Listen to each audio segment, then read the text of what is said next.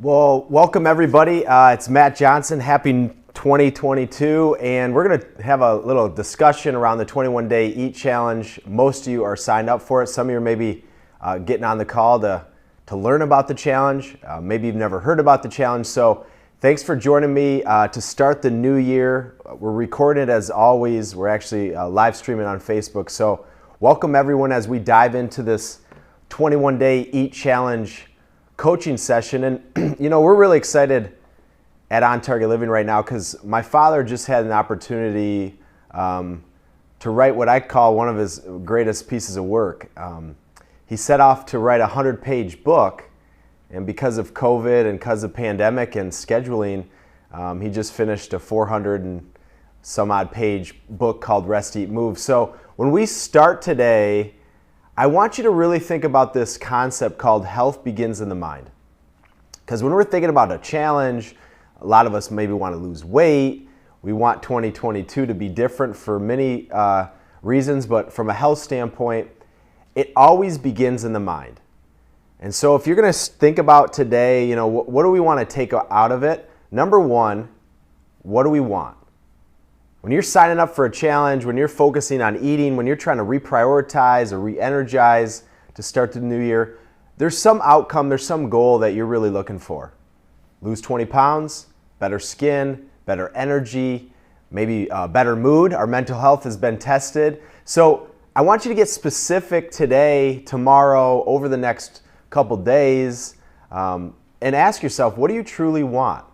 Because if we don't have a really sound, specific reason of what we want to do or the actual outcome, sometimes we'll get derailed and we'll get off that plan. Number two, we're going to talk about finding your why. Why do I want to lose 20 pounds? You know, for me, I've had a hamstring injury for about as long as the pandemic. I injured it in June 2020. And, you know, my health, my fitness isn't quite where I want it to be. Nursing this injury, eating a little bit too much macaroni and cheese with the kids, all these reasons that we kind of get off track. But the challenge for me is an ability to refocus. I want my energy to be higher. I want my mood to be better, lower my inflammation, and I want to be fitter. And so those are some of my reasons. I know we all have those reasons. As we go today, we have to start with health begins in the mind. And, you know, we don't want to beat this too much, but I think we all are looking for a little bit better 2022, and I think a big part of it is our health. We can dive into the immune system, we can talk about mental health, we can talk about sleep, we can talk about fatigue, all these things, and nutrition is a powerful component of that. So the 21-day Eat Challenge, it's a perfect time to do it. You know, we're ready, we just got through the holidays, everyone's kind of thinking about what can we do to improve ourselves, and 21 days is very attainable, that like we'll talk about. But the 21-day challenge is not a diet. It's not designed to, you know, just do it and never think about it again. It's designed really around deliberate focus. And so when you look at the food target, and if you're not familiar with the food target is where we get our name. My father created this in '94, but it's all about quality. But the key about the food target, about On Target Living, about the 21-day Eat Challenge is it's about creating habits.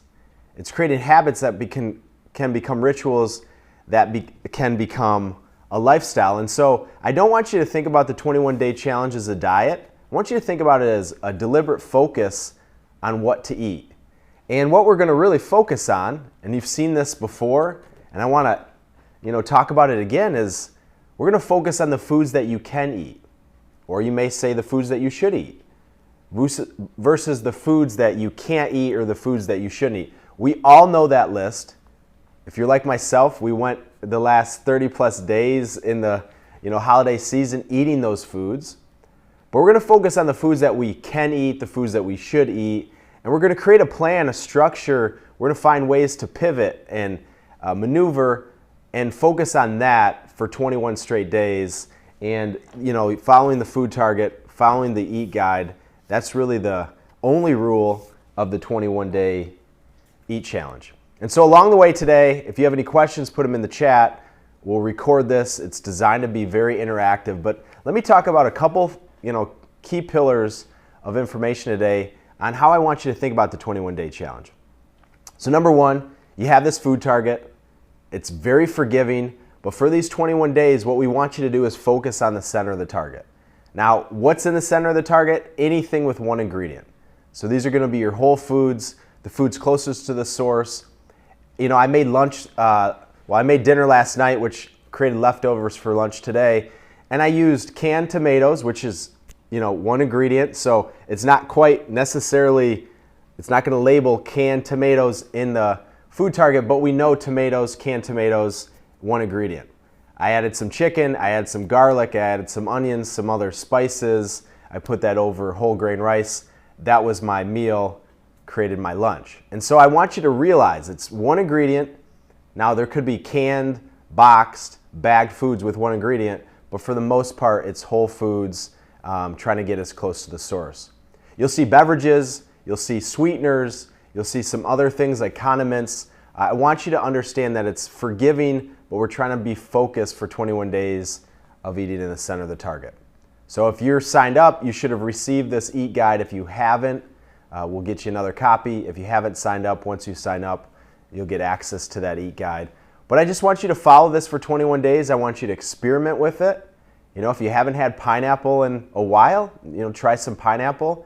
One of our favorite breakfasts is teff. If you haven't had teff, it's an Ethiopian grain. It kind of tastes like cocoa wheat cereal. It's hot, you cook it, takes about 20 minutes. But there's so many options. I want people to realize that. We're not restricting options. What we're doing is we're focusing on what those options are and the foods that you can eat. Now, you know, when you think about our philosophy around nutrition, it really begins with this concept, you know, called the source. And when you think about, okay, why does that matter? What I'm going to show you in a second here are two principles. Now, you may have heard these principles from us, you may not, but they're worth repeating because when you think about why do calories not equal a calorie? So if I had 100 calories of a Snickers bar versus 100 calories of an oatmeal food bar, those are not going to be digested and absorbed the same way in the body because of two principles: cell health and pH balance. And so when you're thinking about how we design this challenge, how we design our methodology around nutrition, and how we're trying to guide you, is it's around the cell health and pH balance. And I'm going to give you a little glimpse into what those principles really look like.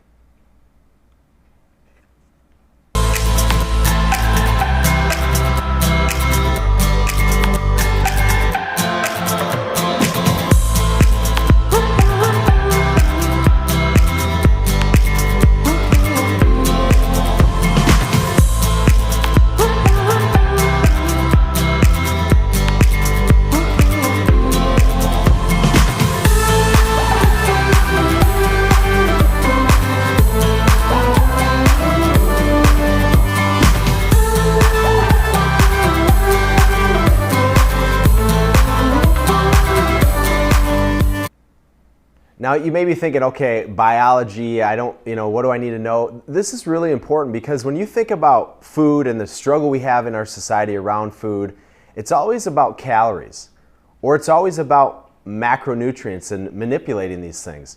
Sometimes we got to get a little bit higher level and say, okay, what's the most important part of the human mind and body? And it's our cells. We have 50 trillion cells. We turn over 2 to 3 trillion cells daily. And so that's our ability to either heal the body or get unhealthier as a body. And so when you think about what's the most important aspect of your cell, and you saw in that video that our lifestyle controls our genetics because our cells control our genetics. Our cells control our immune system. Our cells control our metabolism and our energy level. And so the most important part of the cell is this thing called the cell membrane. And think of this as the brains in the operation because it needs to be soft and permeable. It needs to allow nutrients to penetrate the cell, these little green floaty things you see, and it needs to allow toxins to be eliminated. When you think about cancer, heart disease, obesity, compromised immune system, autoimmune issues, it really begins with a very inefficient cell membrane. And so you see the food's trying to penetrate, it can't get in. Next thing you know, there's a buildup of toxicity and we can't feed the cells.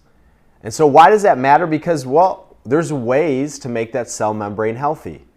And it begins with two superfoods that you hear us talk about. Number one, omega-3 fats.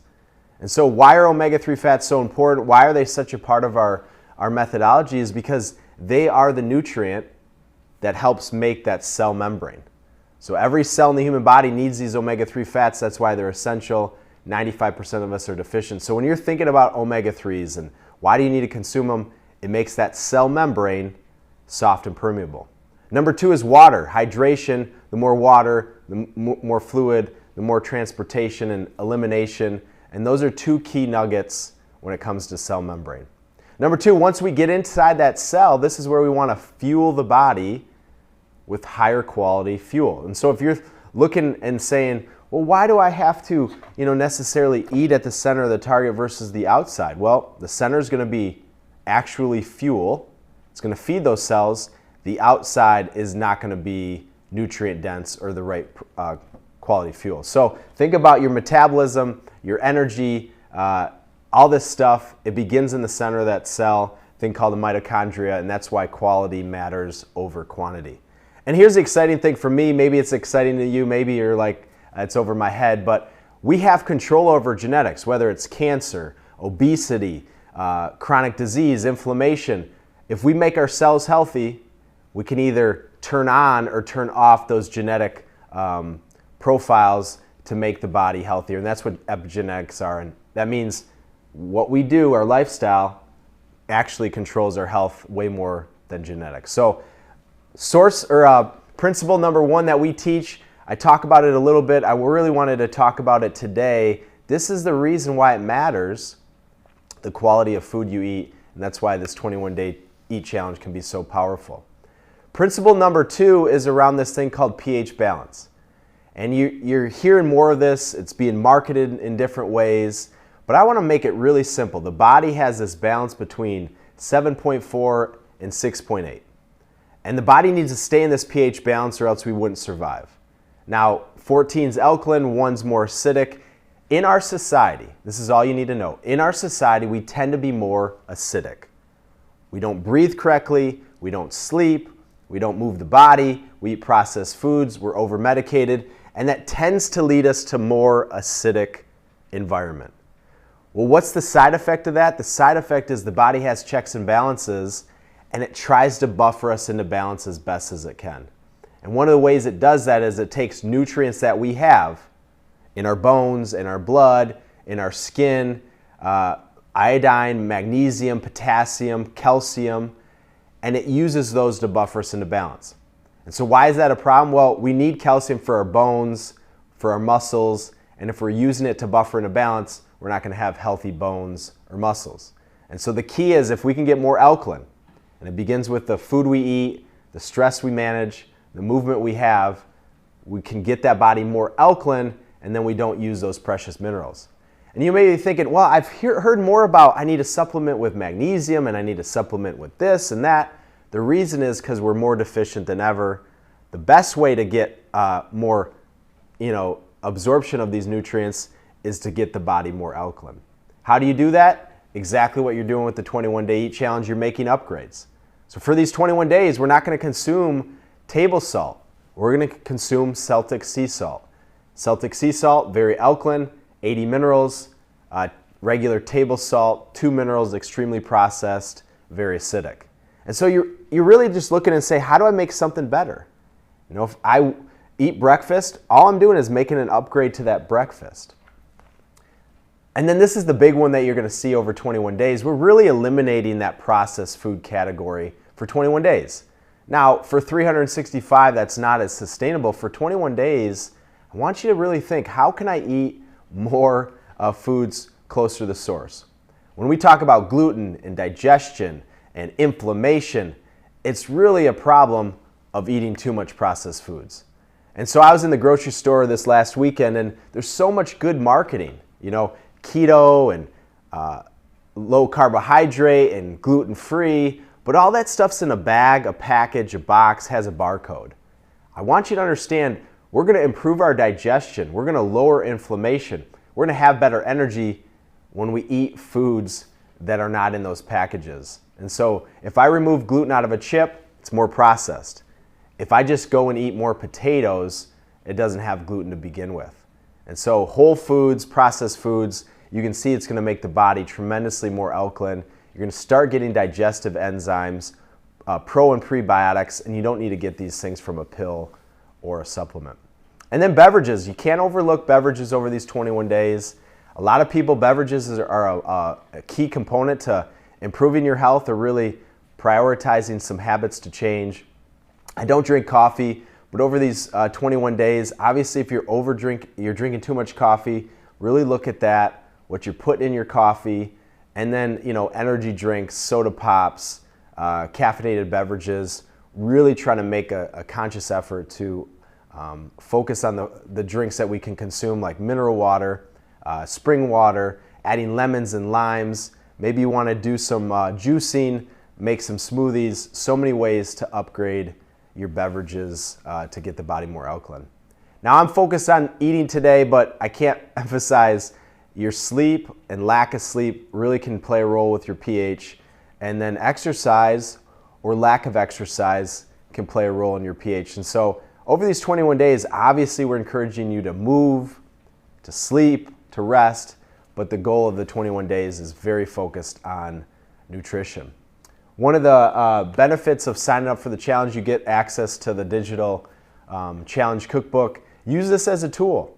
Our YouTube page has recipes, our app has recipes, but you have access to all these recipes that are specifically focused for the challenge. And again, we're using whole foods, colorful fruits and vegetables to make some simple changes. And one of my favorite tips for the 21-day challenge is really trying to perfect your favorite smoothie recipe.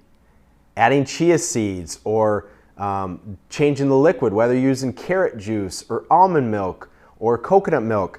Dawn in the office, she made this smoothie right before we started. Kale, coconut water, bananas, I think she put in dates, chia seeds, hemp seeds. And so experimenting, finding things that are not only healthy, but sustainable and doable. So if we gotta always run to the grocery store to make these smoothies, you can see it gets challenging. For me, I always have frozen fruit in the freezer, a couple ripe bananas, have the nuts and seeds to put in the smoothie to make it easy. But I'd love to hear if anyone's tried some new smoothies. This is a great part of the challenge. Oatmeal on the run, one of our go-to recipes for breakfast. If you haven't tried that or you got away from it, try it. Do it maybe once or twice a week. Make enough for the whole family. The teff porridge, this is something that probably 99% of you never heard of. Your kids will love it. My son begs me to make teff. You can add some honey, you can add cacao powder, different ways to make it taste different, or you can use quinoa. These are some simple upgrades around breakfast. Maybe you're making a trail mix, maybe you're making a granola. These things can last for weeks and make them ahead of time. Making dinner easy. This is a one baking sheet dinner, chicken, asparagus, red skins, onions. You literally put on one baking sheet, olive oil, salt and pepper, and away you go. Smoothie bowls, kale chips. There's so many ways to make food fun, make it easy, and these are some of the examples that I'll use. Now again, use the chat, ask your questions. I'll open it up in a second, but when you think about outside of following the 21 days of eating in the green, this is what else I want you to really focus in on. Number one, are you drinking enough water? It's winter time here in Michigan. I know everyone's all over the country. Maybe some of you are in a warmer climate. Water is so important over these winter months. We're dehydrated. There's less moisture in the air. We need more of that H2O, half your body weight in ounces of water. Number two is superfoods. So I talked about the cell. I talked about pH balance. Two of the ways that we really can increase those or improve those principles, I talked about omega-3s, things like cod liver oil, flax, chia seeds, hemp, or super greens like spirulina, chlorella, wheatgrass. These are great ways to really enhance how the body's operating. So, we were talking earlier as a team, and why would someone choose to consume omega-3 fats if they're pretty healthy? Well, it's because we're trying to optimize. And that's why I wanted to show you that cell. That cell needs these nutrients, and if we don't give them the nutrients, the body has to work so much harder to get the same results. And then the 21-day challenge, that's all we're doing is upgrading. We're trying to create some frequency. Calories matter, but quality matters first, and then the 80-20 rule. And if you look at this, kind of this beverage target, same thing. We got to upgrade beverages as well as food. And sometimes this is the most challenging because these are some of the things that we do every single day. And so you're looking and saying, where can I focus my energy the most? So superfoods, again, if you're not doing some type of omega-3 fat, highly recommend it. Makes those cells soft and permeable, which helps feed the cell, which helps eliminate toxicity. And again, everything begins at the cell level. And so if it's weight loss you're looking for, it begins at the cell level. If it's type 2 diabetes, acid reflux, inflammation, begins at that cell level. Number 2, those super greens, it's going to be very alkalizing, get that body higher in a pH, and these are very detoxifying, helping remove that toxicity. Carbs, proteins, and fats, I want you to really tap into the power of carbs. Carbs are really the most magical macronutrient. We need them for life. Energy, fiber, antioxidants, our mood, they help produce serotonin. And so over these 21 days, we're not eliminating carbohydrates. We're just focusing on the carbohydrates that we really should consume. Fruits, vegetables, the Prozac of food are going to be potatoes, sweet potatoes, starchy carbohydrates. Again, one ingredient, extremely beneficial. Proteins. I've had several questions on, where does protein powder fit over the challenge? Not a fan of protein powder. Put in hemp seeds, flax seeds, chia seeds. Maybe you put in even some grains or some nuts. There's so many ways to get protein in your smoothie, and really understanding most of our protein should come from plants, whether it's nuts and seeds or spinach, kale, broccoli, spirulina, chlorella, and then really try to upgrade the quality of your animal products if you're consuming them. And then fats. I talked about omega-3s, the reason why they're so important to cell health. But again, have you used avocado oil? Have you tried different nuts like macadamia nuts or Brazil nuts? All these variety really help the body round out its nutrient profile that it's looking for. And then make sure that we're eating frequently. We're trying to fast at least 12 hours. I know intermittent fasting is popular, but we don't really need to intermittent fast if we can give ourselves that 12 to 14 hours overnight.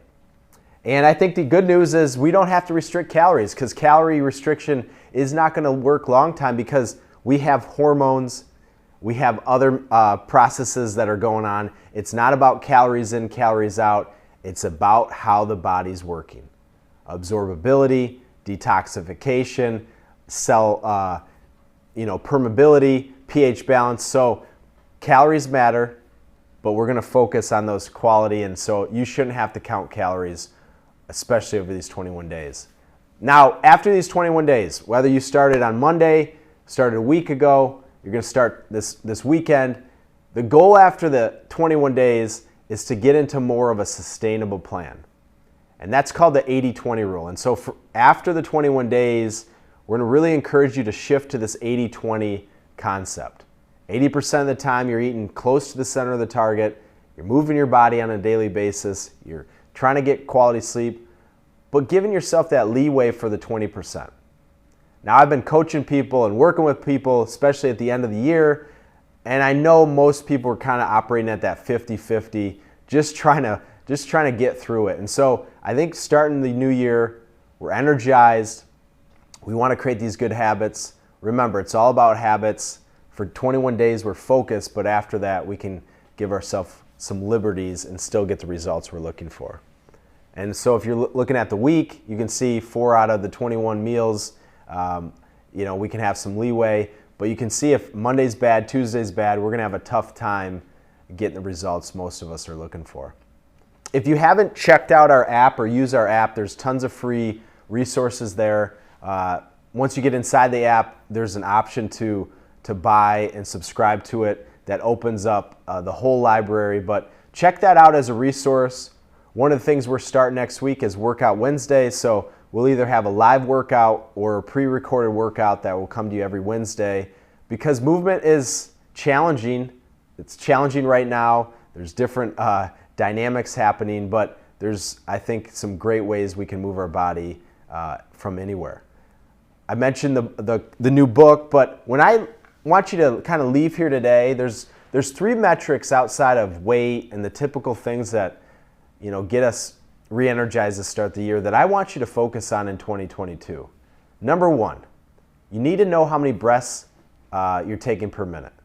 This will tell you your stress level. It will tell you how your nervous system's operating.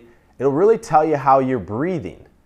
And our breath is the most important tool that we have at our disposal. Fortunately and kind of unfortunately, it's automatic. And so we have to consciously pay attention to it. Our goal should be under 12 breaths per minute. The average person's breathing between 13 and 20. So you need to know how many breaths you're taking per minute. Number 2, what's your resting heart rate? Fitness level, risk factor, again, sleep issues, stress level. You need to know your resting heart rate. It's really a great measurement to tell you, are you doing some of the things that you need to do to be as healthy as you can be? Under 55 is going to tell you you're fairly fit. 55 to 69, kind of that normal, but above 70, we really have some opportunities. So knowing that resting heart rate, and then we all should know our blood pressure. I think a lot of us do, but really understanding it's that bottom number that matters the most, because that's the pressure when we're relaxed. So these are some numbers that you should be paying attention to in the new year. A big part of it is nutrition. You're already dialed in on that with the 21-day challenge, focused on making some changes. But these are some critical numbers that a lot of people don't know, and you don't need a doctor or a blood work to know these 3 numbers. If you're not signed up for the challenge, if you're signed up for the challenge, here's my email for questions you have. Here's a QR code if you're not signed up for it. If you miss some of that information, once you're registered and signed up for it, there's a bunch of videos, a bunch of pieces of information. You get emails and reminders. But I really just want to always mention, we're here to help you. If you get stuck, pick up the phone, shoot us an email. You will talk to a human. That's really the big part of joining the challenge as a community. As of this morning, there's about 500 people signed up for the challenge, and it's growing daily. So it's a community of people trying to really focus on their nutrition. Now I'm going to end with one story, then I'll open up and I'll start reading the questions. But when you think about the challenge, whether you're 25, 35, 55, 75, 85, I talked to someone on the phone the other day that was 90 years old, interested in doing the challenge. It's all about aging well. And when you think about nutrition, it's one of the best things we can invest in to age well. And we know in our 20s, 30s, and 40s, we can get away with it.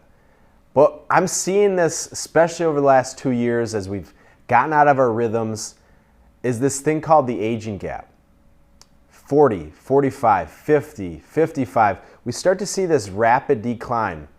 Fitness level, lung function, flexibility, weight, sleep issues, acid reflux, medications. And so what I want us to realize is we're living longer, the years are getting longer, but the quality aren't going with the years for everybody. And so when you're thinking about investing and why you should eat better and doing some of these small changes, is because we can age pretty well if we pay attention to our lifestyle. And it doesn't matter where you're at. If you're on this red line feeling like, I'm just not feeling how I should, we can get to that green. If you're at the green, we want to stay at the green. And so I wanted to show this because I see a lot of people thinking, well, I'm aging. Well, we can choose how we age. We can dictate how we age based on some of the lifestyle choices that we pick. And I truly think the best part about this challenge is it's exhausting to focus on the things that you can't eat. I mean, no one wants to be told they can't eat something. And so let's shift that mindset. Let's take all our energy and we'll focus on the foods that we can eat and be excited about it. You know, be excited about a piece of fruit. It's one of the most amazing things ever created. It's sweet, but we neglect them. We want to go after some of those other things. And so I think over these 21 days, you'll have an appreciation of food or reappreciation of food that some of us get away from. And I want you to think about yourself as this Chinese bamboo tree. You may have heard this story from us. You may have heard this story from someone else. But it's a great example, especially starting the new year, that we all want goals. I'll tell you my goals. I want to rehab this hamstring so I can run like I know I'm capable of. It's been almost 22 months of limping on this hamstring. But it's not going to, solve itself tomorrow. And the Chinese bamboo tree story is about once you plant the Chinese bamboo tree, you have to water it, you have to tend to it, you have to take care of it, and nothing comes out of the ground in the first year. You do the same thing the second year, nothing. Third year, nothing. Fourth year, nothing. And then the fifth year, you do the same thing. It grows 90 feet in 90 days. I know there's a lot of noise, there's a lot of distractions, there's a lot of excuses we can all make, but I want you to focus on these small habits. Drinking water, eating more whole foods, maybe trying superfoods, moving your body, because it's these small, simple habits that over time are going to start leading to those outcomes we're looking for. Whether it's losing 20 pounds and keeping it off the rest of your life, or getting off 2 of your medications that you thought you never could get off of, these are the things that we see based on small, simple steps that lead to these big results. And so the Chinese bamboo tree, if you're ever stuck, just remember that maybe that goal or that outcome is literally your next step right around the corner. We can't control how fast, but we can control what we do. So I'm going to open up for Q&A. If you want to raise your hand, put it in the chat. Thank you for signing up or joining the challenge. I'm excited for everyone, including myself. I'm doing the challenge. It's very important to me and refocusing my efforts around health. So let's go back up here. Yeah, so some of you maybe saw that we have the new On Target Living food bars. Yes, those are the reason we did all the work. They're a tough bar to kind of get our hands on. They're made here in Michigan, but those are definitely approved for the 21-day challenge. And again, for yourself, so you don't have to ask me if something's approved or not, look at the ingredient list. If it's ingredients that you really can understand, one ingredient, add together, that's what a food bar is. Those are going to be acceptable over these 21 days. And there's other food bars, not just ours, that you can find that are acceptable. Great question. What time of day do you recommend taking the cod liver oil and apple cider vinegar morning, nighttime? For me, the cod liver oil specifically, I do in the morning because it has to be refrigerated. And I also don't, at the end of the day and getting ready for bed, that's not the time that I want to take it. So I do it in the morning. I do it when I kind of eat breakfast, take care of it. I give it to my kids, and away I go. Apple cider vinegar, I use it. I use it as salad dressing. I use it maybe sometimes in some hot water with lemon, but I don't take shots of it too often. So if you'd like doing that, you can kind of pick the time that works for you. Again, it's about what can you sustain and what are you going to actually do. So if I tell you to do the cod liver oil at 2 in the morning, nobody's going to do cod liver oil at 2 in the morning. So find things that actually work for your lifestyle, for your routines. But those are the things, those are the ways that I do it. How much protein do we need a day? Again, it depends person by person, fitness level, size, male, female, goals, age. But really, I want you to focus on quality. And so when you think about protein, kind of like a percentage of your plate. About 25% of your plate or each meal should have protein. Now, breakfast tends to be a little bit less protein for most people that aren't eating animal products, but over the day, it's going to balance itself out. You want about that 25% ratio of calories to come from protein. Now, if you're doing maybe some more athletic events, maybe a little bit higher. If you're a little more sedentary, maybe a little bit lower. But remember, we can overconsume protein. Protein is not the end-all, be-all. It's an amino acid. too many amino acids make the body acidic. So about 25%, but just think about your plate. If you're having a lunch, is 25% of that protein? If it's 60%, is probably too much protein. If you don't recognize any protein, probably not enough protein. So vegan, meat eater, doesn't matter. We really want to still get to that 25%, 30% mark for protein. And again, use the food target. You can kind of see there, about 15 to 25%. It's a big range, but we don't want you to overconsume protein.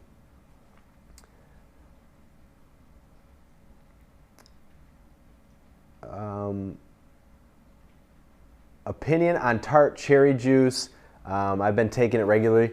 Yeah, I mean, we're in Michigan, and Traverse City, Michigan considers itself the cherry capital of the world. When I travel, I know Seattle considers themselves the cherry capital of the world. I love cherry juice. I think it's very anti-inflammatory. The key is to get real cherry juice. It's a little more expensive. It's not going to say concentrated. It's going to say real cherry juice.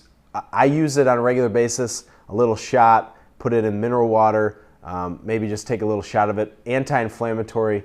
I put my chia seeds in it. But yeah, we use cherry juice, pomegranate juice on a daily basis. But you want to get the real deal. And there's many options out there. My favorite's probably Eden Foods cherry juice. I think it's the highest quality. Great question. Yeah, this is a good question on Impossible Burger.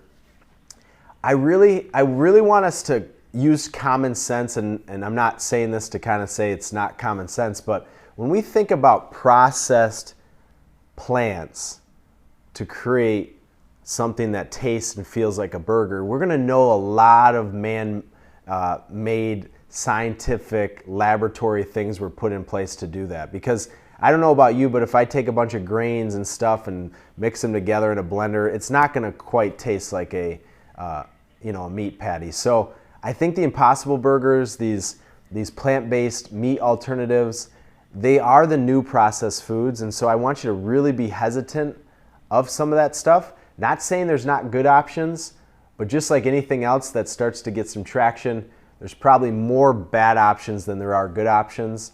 And just because it's plant-based does not mean it's healthy. And so we want to really, what's the source of the ingredients? What else are they adding to it? And I do think it's possible, if you're thinking, should I eat meat or should I not? I do think it's possible to eat meat and be healthy if you want to. And I also think it's possible to not eat meat and be healthy if you want to. But it does come back to not everything is healthy because it's a plant once it starts to get packaged. Great question.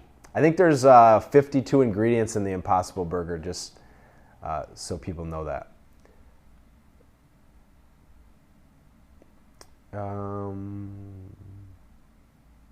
Yeah, what's my opinion on getting omega-3s from capsules or oil? I mean, we could easily, tell people to get it from capsules. The challenge is you need so many to get the dosage we want you to get in omega-3s. And so it's, again, trying to speed up the results, get you to the finish line or to the end goal faster. If you're doing 2 gel capsules of omega-3s and you really need 15, you can see we're really just not going to get anywhere. And so the average person needs 1,500 milligrams of DHA and EPA a day. And to do that, you need 1 tablespoon of the oil, which usually equates to 10 to 20 capsules. And so that's why we really don't recommend the capsules unless you're traveling or need to do the capsules, because you're going to get a lot more bang for your buck doing the oil. And it costs less, and you're actually going to do the dosage that you need. So that's our opinion on omega-3s.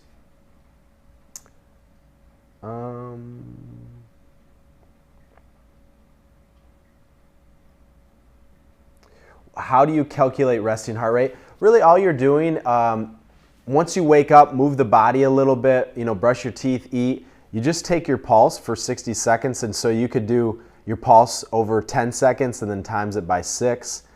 Wearables, different ways to do it. And I want you to take it a couple times throughout the week and take the average. That's one way to do it. If you have a wearable, it's already going to tell you that's one of the best measurements. Not always accurate depending on where it's on your wrist, but that's how you do your resting heart rate. Very simple. Yep, this will be recorded for a couple folks that arrived late. I see a hand. Let me open the hand up here. Hey, Scott, go ahead.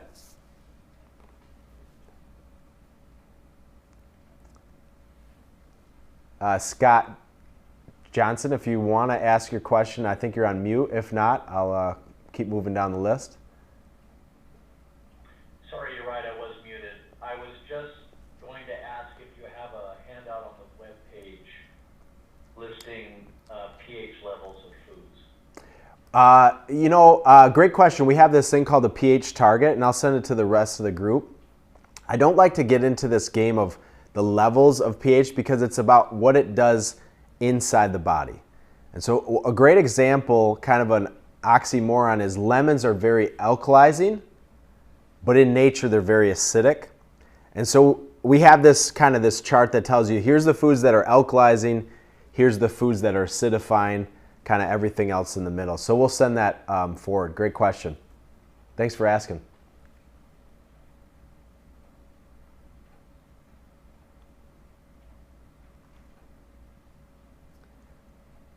All right, I'll take a couple more questions and then I'll send the recording. Again, great interaction. Thank you for joining. There's some coffee products with no sugar, but with protein. I realize it would be best to have no coffee, but if you were to consume coffee, protein, is there an upgrade or not? I think we got to all realize the marketers are real good. And so if you like coffee, drink coffee. Just don't drink as much and try to get as high quality as possible. Adding the proteins and the butters and the MCTs, this is where it starts to get very complicated. Make it simple. Do you know how they could make this? Does it make sense? And if you do, if it's the beans and you grind them and you make the coffee and it's high quality, that's where we start. If you're looking to add MCT, you can add coconut oil. You don't need to add, processed MCT oil. If you're adding a stick of butter, not probably something that's super healthy for you. So there's a lot of stuff, the collagen peptides and the collagen proteins and all this stuff. There's a time and place for it, but again, for this 21 days, we're trying to show the simplicity of nutrition that can allow us to get the results without some of these complex, I would say, trends and gimmicks that we see. Good question. How many eggs per week? Again, I like to say about 2 max a day. Now, some days maybe you have 4. I like to hard-boiled eggs occasionally, but 2 a day max. I don't eat eggs probably more than once or twice a week. If they're in other things, again, I don't get too concerned, but about 2 a day. And remember, it's the quality of the egg. So eggs can be so beneficial, but cheap, low-quality eggs are not going to be as healthy for the body. The yolk is important. It's where all the nutrients are. Don't be concerned about that giving you high cholesterol. That was a kind of a myth or misleading several years ago. Any thoughts on Pegan Diet by Mark Hyman? I listen to Mark Hyman's podcast. I think he's got great stuff. I think the Pegan word is just a play off keto and paleo and kind of marketing. All I want people to realize is we just got to eat closer to the source foods, whatever you want to call it. I don't think we have to get as focused as like a Pegan diet. I don't think we have to eliminate all those foods. I think Whole30 has some great principles, but it's all about elimination. And I think in our society, it's too much about what you can eat versus what you can. And I think that creates negativity around eating in general. I think food is love, it's social, and so it shouldn't be a diet. You shouldn't call it anything. It should be, how you're eating to feel your best and at the same time enjoy it along the way. But yeah, I think Mark Hyman's got some good information. Egg question, consume too many hard-boiled eggs, egg whites only in a week. I buy organic eggs and use them to snack. Yeah, again, eat the whole egg. And again, you probably can overconsume eggs. Again, listen to the body. Some people eating too many eggs makes them more gassy, digestion uncomfortable, but 2 eggs a day is not going to be too much a couple times a week. So yeah, these are great snack options. Boil a bunch of them, have them there, however you want to do it. I put it in salads. I take it on the go. when I was flying in the airplane, occasionally I'd take it, but always the person next to me would look at me funny. So there's different ways to do the hard-boiled eggs to make everybody happy. Vegan protein shakes, again, try flax, chia, hemp seeds. It's going to be cheaper, more absorbable. Not saying there's not powders or more convenience. We actually put together a smoothie blend that you'll see on our website because that was a common question. And so you'll just take the smoothie blend, you'll blend it up, and away you go with your smoothie other mix. But if you're mixing a smoothie with just the powder and it tastes amazing, they're adding a bunch of stuff to it that hopefully we want to try to eliminate. How many grams of omega-3s do you say a day? 1,500 milligrams of DHA and EPA is what you want to get. How many grams of total omega-3s, I'd have to calculate it, but when you look at the back of a omega-3 supplement, you want to see that your serving size is giving you 1,500 EPA and DHA, and that's what 1 tablespoon of cod liver oil does. Nice question. So I'm going to wrap it up there. Thank you for joining me. Good luck on your 21-day challenge. If you're just signing up, keep it. Look forward to it. If you've been doing it for a week, like myself, we're kind of through I would say the toughest days, that day 3, day 4, but really refocus, find your why, really focus on the wants and the outcomes you're looking for. And again, it's your challenge. We're just here as a guide, and I wish everybody vibrant health in 2022. See you soon.